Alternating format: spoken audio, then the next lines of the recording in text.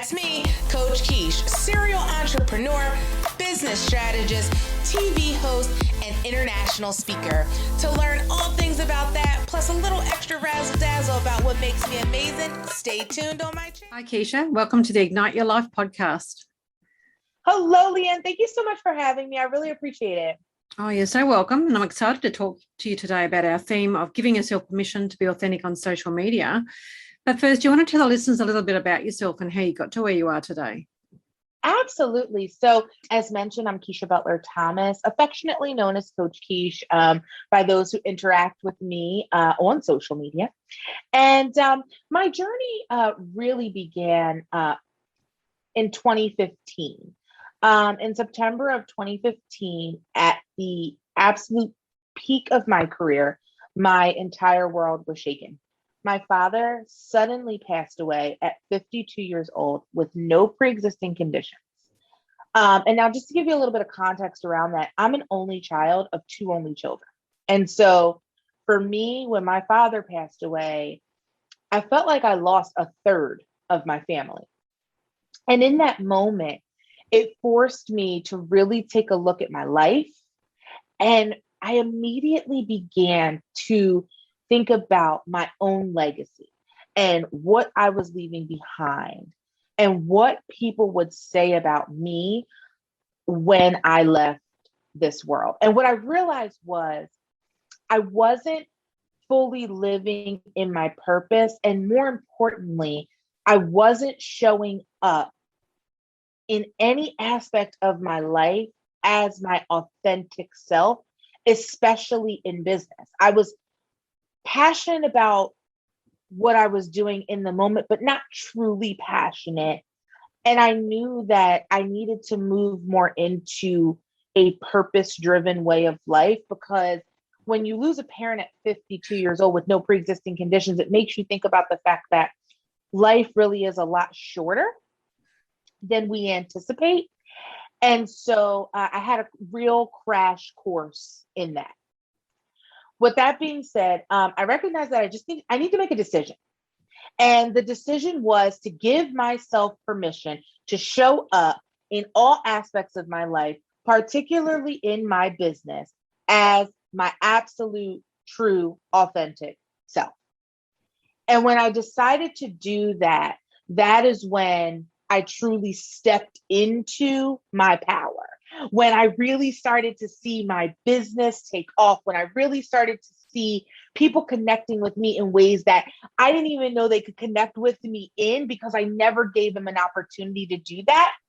And so through all of that leading up to today in 2021, that is how Keisha Butler turned into Keisha Butler-Thomas, because I got married in the midst of that, as well as Coach Kesh in my entirety, because I allowed myself to be led by faith. I allowed myself to experience a positive mindset shift. And I made clear, concise goals to hold myself accountable to being authentic. Oh, I love that, Keisha. Thank you so much for sharing that with us. And I love how so passionate you are about it and what's actually happened to you and has led you to this point. And I suppose that leads us into our theme too, of you've mentioned being authentic. I think I might start there first. What does that mean to you, being authentic? So for me, authenticity is rooting in unapologetically showing up as yourself. And what I mean by that is, of course, there is decorum that we should exercise, right? But for me, it's about being able to stand on your morals, values, and beliefs no matter what, and no matter where someone is experiencing you. So from having those conversations at your dinner table to being willing to push the envelope in your business, I think it's very important that we stand up and stand on our morals, values, and beliefs. And do you find that some people really find that difficult to do, because we are a society where we wear a mask a lot of the time when we go out? We have to behave a certain way and conform to certain rules and that sort of thing. Do you find there's a lot of that difficulty to share who you really are out there? Absolutely. And I think it's especially difficult on social media, because what we are seeing oftentimes is a lot of curated success, right? curated success in various spaces in our lives. May that be in business, relationships, family, the amounts of money that we have, the types of homes that we live in. We're experiencing so much curated success that people are made to feel as though who they are, who they really are, just isn't good enough. There's a lot of people out there who think they're less than, don't they, when they start comparing themselves to others. But the thing is, we don't really know what anyone's going through, because no one's actually being authentic, as you talk about. They're not putting their true thoughts out there, what's actually happening in their lives. And I don't know whether it's the same over there in America, but here in Australia, we are sort of very much the compare ourselves to other people, and it's always we see the best in everything, but there's so much that goes on underneath the surface. I'd venture to say in America it's probably worse.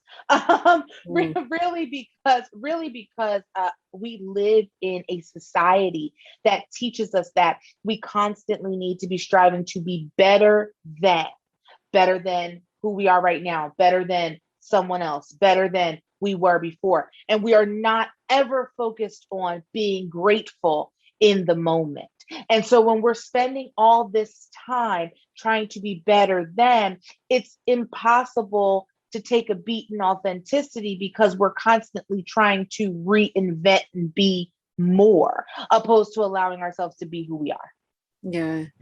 And when there's that pressure of being more, we truly are not enjoying our lives, are we? There's so much stress, and there's so much loneliness out there, because people are not putting themselves out there because they don't want to be authentic and seen to be looking different.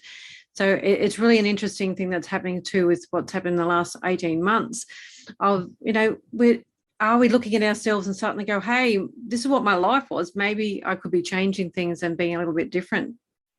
Yeah, I definitely think that the last 18 months was, it was great for authenticity, right? Because I think that the last 18 months devastated some folks who never thought they could be devastated. I think the last 18 months proved that life is bigger than the hustle and bustle and the money and the glitz and the glam. Life is about being able to hug your loved ones. Life is about being able to communicate with those whom you have been unable to communicate with. Life is about being able to be there, be present, be focused, and be in harmony with life. And so I think that the last 18 months has almost forced people to take a look at where they are right now and to decide what they're going to do with it in the moment. I think the last 18 months has jaded us from being able to look past today or tomorrow, because we spent 18 months not knowing what was coming. And one of the scariest things for human beings is not knowing. And so to experience that for what I often refer to as the longest 2 weeks of my life, because that's what they told us it was initially going to be, I find that that it has been really good for people to get honest with themselves.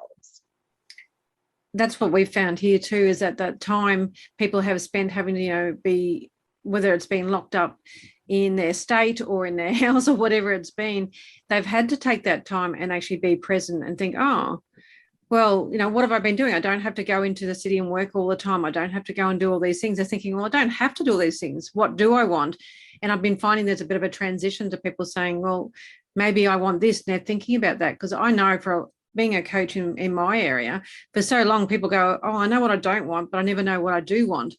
And so now they've had that time, a little bit of time to reflect and maybe start thinking, well, okay, well, I might change my life around a bit. Mm-hmm. I totally agree with you. I think now more than ever is the time to make pivots and transitions as we see fit, because there's finally a glitch in the system to give us an opportunity to do so. Yeah, definitely. So when people are like, I suppose, how are you seeing people put themselves out there? Because we're talking about giving yourself permission. A lot of people aren't giving themselves permission. We'll start with first, what are you seeing them put out there that's not authentic to themselves? So I often joke that if you're spending time curating authenticity, it's not authentic. And what we're seeing a lot, especially on social media, are these curated spaces where we're seeing people utilize language that they're supposed to use, and they're using the color palettes that they're supposed to use and the imagery that they're supposed to use. But what's getting pulled out of that is who they are. And in the last 18 months, more than ever, the world has given us permission to be who we are in our businesses. And so when that's missing, that really just makes you another business. In order to really be successful now, especially online in business, is to infuse who you are. Tell us about you. What's your story? What's your why? What's making you different? I always say, who are you? What do you do? And what makes you amazing, right? How am I going to decide to work with you, to invest with you, to buy your product if I don't know who you are? And so what we're finding is that people are sticking to the status quo online and posting what they think they're supposed to post versus what feels good to them. It is a lot of forced stuff out there, because we've seen like so many people say, oh, you're an entrepreneur, let's target you. You have to have your branding like this. You have to have your funnels like this. You have to only put out this sort of stuff and market yourself in a certain way. And I know even myself, I feel that's really jarring, because I don't feel I can be myself. And there's so much pressure to put things out looking the right way so that your Instagram grid looks like just perfect. And you know, everyone, when they go through your feed on Facebook, they not think, oh, you're having this wonderful life. I find that really jarring, because I like the adventure and I feel myself a bit more down to earth. And I like that earthiness. And I want that to come across rather than having this picture perfect branding colors and everything looking the same. Yeah. And that's where the permission comes from, right? Give yourself the permission to do that. No one else, not these gurus or these experts or any of these folks, myself, right? As a brand strategist for social media, right? We don't have a right to tell you how to do things. And quite frankly, all of my clients know I'm not going to tell them how to do it. I'm going to give them options, and whatever option works for them, that's what they can choose to run with. But I'm never going to tell you what it needs to look like. And that's the scary part about social. There's so many gurus and experts that people end up sucking in what I refer to as internet info crap, right? There's so much of it out there that people are consuming. Everybody's got the way. It's like in The Lion King when Rafiki says, follow me, Rafiki know the way, right? It's like that's what we're seeing so much on social. And I want people to cut off the noise and focus on what feels good to them. If you choose that you want to post a picture of yourself on the beach with your laptop, do that. Do I think it's wise to do? Absolutely not. I know I use a MacBook Pro, and if sand gets in my MacBook Pro, I'm going to be really upset because it's not going to work anymore. But if that works for you and that's what you want to do, and that's the curated space that you want to create, go for it. There's a market for that. But I want people to remember that there's a market for realness, and give yourself the permission to be exactly who you are so that you can actually attract the real people who want to be members of your tribe. And that's the thing, isn't it? Like, if you want to attract people now, there's so much noise out there. You need to stand out and be the one that people trust, isn't it? Because we always hear about know, like, and trust, but it's gone to extremes, isn't it now? Because there are so many people out there competing for your attention. And really, to be your authentic self is the only way you're going to attract people, I feel. Yeah. And know, like, and trust only goes so far these days as well, because these spaces are curated, right? So people are not just curating authenticity, they're also curating know, they're also curating like, and they're curating trust. And so we have to do even more due diligence today to be able to make sure that the people who we are working with, investing our time and energy with, are actually who they say they are, right? I was just having this conversation with some folks on social. Make sure that you're doing your due diligence to make sure that the person who you think you know, like, and trust is actually who they are. Something as simple as Googling them, right? Google will tell you everything. If anybody in the world Googles Life Coach Kesh or Keisha Butler-Thomas, my entire life comes up. And that's strategic. I don't use a stage name or something like that. Everything that I do is underneath of my name, because I am my brand and I want people to be able to find me like that. Those are other key identifiers to know if someone's being truly authentic, right? these little things to help us make sure that not only are we giving ourselves permission to do it, but we are attracting those who are doing it as well. Yeah, exactly. I love that. So if somebody's like thinking about, okay, I want to be a bit more authentic on social media, what would be some of their first steps to start looking at? The first thing that I tell everyone to do is decide what you want your brand to represent and understand the why behind what you are doing. Those two things alone are going to allow you to create content that feels good to you, that is real and honest, right? And so if you go into social media just doing it because you know you have to, because that's what the world says, you're not ever going to come across authentic and honest because you're not infusing yourself into it. But the great thing about being an entrepreneur is that you get to decide the mission, morals, values, and beliefs of your company. And so spending time in that space and really nailing that down before getting on social is super important, so that from the very beginning, you are creating that real, honest, raw, authentic content. So what if someone started already, they're in there and they've been doing what they've been told to do, and suddenly they're feeling it's not feeling right for me and they want to give themselves permission to be authentic? Is it more getting people out there telling their stories of who they are, what they're going through? Or is it, like, I know you said very early on, it's just being careful about, what you're actually having a bit of decorum was the word I think you used. How much do we put out there? We don't want to hang all our dirty laundry out there. That doesn't mean being authentic, does it? No. Authenticity has nothing to do with hanging out all of your dirty laundry. It has everything to do with being honest in what you're saying and allowing it to be reflective of who you are, right? But that does not mean that you have to get up there and tell everybody how you cried for an hour this morning in the shower because you don't know where your next client's coming from. I don't suggest anybody do anything like that unless, you feel that vulnerable and you feel that comfortable with your community. If you're in business and you're like, you know what, I don't think I'm being super authentic, I encourage you to then look at two things. Number one, I want you to go back to your why and figure out why you're doing it and what you want your brand to represent. But number two, I also want you to take a look at your client base. Who are the people that you're serving? And what is it that they have come to you for? What are the conversations that you're having the most with those clients when you're working with them?